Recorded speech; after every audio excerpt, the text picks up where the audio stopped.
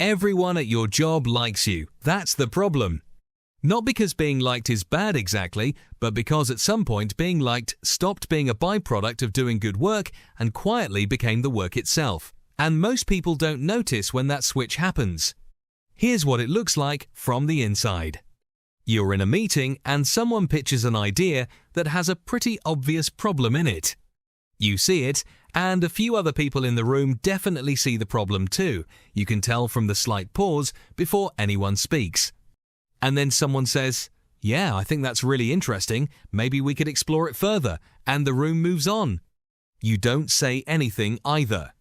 Not because you don't have thoughts, but because you've learned, without anyone ever teaching you this explicitly, that saying the thing out loud would make the next 10 minutes uncomfortable.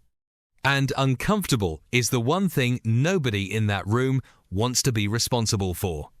So the meeting ends, the flawed idea goes forward, and everyone walks out still on good terms. That moment, that specific, small, completely ordinary moment, is where it starts. There's a version of being good at your job that is almost entirely about managing the emotional temperature of the people around you. You get praised for it quietly. People say you're a pleasure to work with, that you're collaborative, that you have good instincts about people. And none of that is wrong exactly, but it's also describing something that has very little to do with the quality of your thinking or the reliability of your judgment. What it's describing is that you've become safe to be around. And safe to be around, over time, is a much smaller thing than it initially sounds.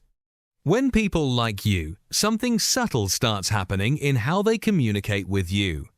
They're not lying to you, they're not even being deliberately soft, it's more instinctive than that. They just don't want to be the one who disrupts something that feels good, so they round off the edges of what they actually think. They tell you the version of things that keeps the energy up rather than the version that's fully true, and after enough of those conversations, you're no longer getting real information about how your work is landing or where your thinking has gaps. You're getting a warm, slightly edited version of reality. And the dangerous part is that it feels indistinguishable from things going well. Respect operates on a different logic entirely. When someone genuinely respects your work, they engage with it honestly because they're taking it seriously enough to... There's something almost transactional about it here, is what I actually think, because I believe you can handle it and because I think it's worth saying. It doesn't always feel good in the moment, and it's not designed to. The colleague who pulls you aside before the presentation to tell you the second half of your argument isn't landing is doing something the colleague who says, "Looks strong, good luck," simply isn't, and most people know this, even if they don't act like it. I've watched this create a specific pattern around promotions, and it's worth describing carefully because it tends to blindside people.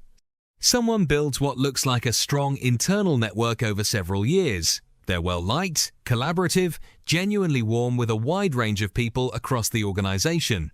When an opportunity comes up that they're qualified for, they feel quietly confident because they have relationships everywhere and they assume, reasonably, that this counts for something. It does count, just not in the way they think it does. Because when the actual decision is being made behind closed doors, the question isn't about who people enjoy being around, it's something closer to who do we actually trust with something that matters. And that question gets answered by a very specific set of memories. The times you said something unpopular in a room and it turned out to be right. The times you delivered something genuinely difficult without needing anyone to notice or applaud. The moments where you were honest when being easy would have cost you nothing. Liked people often haven't collected enough of those moments because they've been, understandably, investing their energy somewhere else. What makes this so hard to catch is that the feedback loop inside it is almost entirely positive. When you're well-liked, meetings go smoothly, people are agreeable, nothing is ever really tense, and from the inside this reads as evidence that you're doing something right. But some of what you're experiencing as harmony is really just people not wanting to disrupt a dynamic that feels comfortable, and the absence of friction isn't the same thing as the presence of honesty. If you're not getting honest feedback, You're not growing, you're just maintaining the same version of yourself in a loop, and the loop feels fine because everyone in it is being very pleasant about it. There's also something that happens to your own communication when being liked quietly becomes the priority. You start softening feedback in ways that protect someone's feelings more than they serve their actual development. You agree a beat faster than you should. You frame concerns as suggestions. You laugh something off to keep the room comfortable, and none of it is dishonest exactly, but across hundreds of small interactions, you've been consistently choosing ease over accuracy, and people feel this even when they can't name it. There's a texture to feedback that actually means something versus feedback that's really just reassurance dressed up in the language of criticism. And most people in a room can feel the difference, even if they prefer the second kind in the moment. The person who says, "really strong work," maybe just tighten the middle a bit, and the person who says, "I think there's a structural problem in how the argument is built, and I'm not sure tightening it will fix it," are doing completely different things, and over time the room quietly assigns different weight to each of them. The reframe that seems to actually help is a question swap. Instead of, "Do people like working with me?" the more useful question is, "Do people trust what I say?" Because those two things can absolutely coexist, but they're built through different choices, and when they're in tension with each other, which they sometimes are, you have to be willing to let the first one take a temporary hit in service of the second. That's not a comfortable position, especially if you've spent years building genuine warmth with the people around you, and you don't want to damage any of it carelessly. But there's a version of being respected that eventually generates its own kind of warmth, not the easy warmth of someone who makes every room feel good, but the slower and more durable warmth of someone whose opinion actually means something, because it isn't always the thing you were hoping to hear.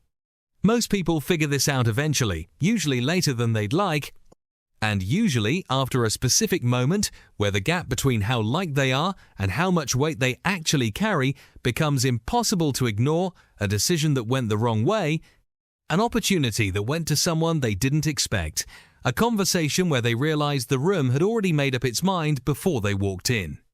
If you've had someone in your career who modeled what it looked like to be genuinely trusted rather than just genuinely liked, you probably already know the texture of what I'm describing. You remember how they communicated, how it felt different from most people, how they were occasionally hard to be around in that specific way that made you trust them more rather than less. That's the thing worth quietly building toward, not as a performance of seriousness or a rejection of warmth, but as an ongoing, mostly invisible choice about what you're actually optimizing for every time you're in a room with people who are waiting to see what you'll do.